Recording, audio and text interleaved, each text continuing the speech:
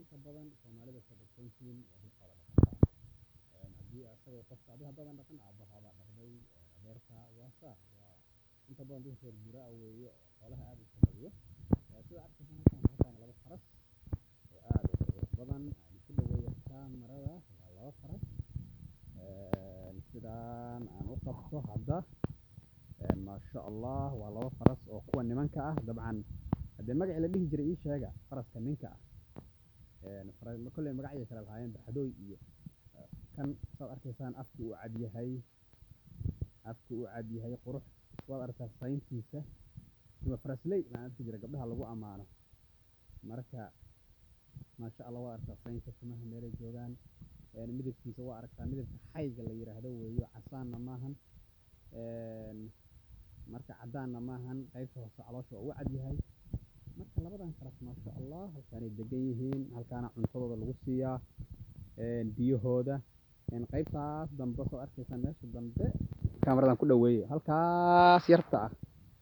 waa halka ay galaan oo ay ka galaan qabowga qorraxda iyo wax kasta oo markaasi ay ka galaan weeye sida ogsoon tihiin waa meel qurux badan gadaal oo arkaysa dhirta say qurux badan oo arkaysa haddii waa dhul laga shaqeeyay runtii meesha dhanna waa beero oo beerahan waa meel lagu talagalay xoolaha iyo inay maaragtay lagu dhaqo iyo faraska waa dhul laga shaqeeyo aad u qurux badan xilliyada saamarka hadda saamarka waan ka sii baxaynaa wax badan noogama harin xilliyada saamarka kale waa la tabcaa beerahan waxaa lagu abuuraa waxyaabo loogu talagalay cawskaas greenka ahoo hadda wuu dhammaaday oo waa la sameeyey waa cagaf baa hadda yaa lagu waxeeyay laakiin sidaad arkaysaan waxa weeye sidaas ay u eg tahay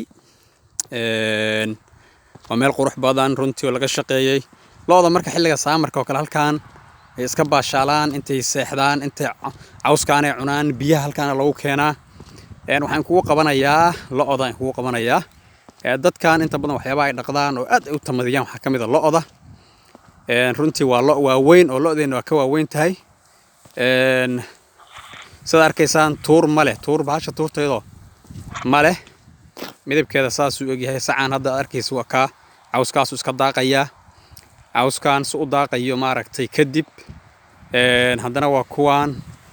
bahasha siyarta biyo ugu jiraan biyahaas ku baashaalaya waa kuwaan de looda kale saas u daaqaysaa midabkeedana waa aragtaa waa madow iyo casaan waa madow iyo cadaan iyo nooc qurux badan weeye marka loodan kuma badno Soomaaliya Afrika oo dhan Kenya inta badan waa la geeyaa meelahaas iyo Zimbabwe iyo waan ku arkay Soomaalida xataa way jirtaa laakiin kuma badno waa lo aad u caana badan oo inta badan loodan waxa caan ku ah wadanka Holland iyo Jarmalka iyo wadamada reer Yurub baad u tabcado marka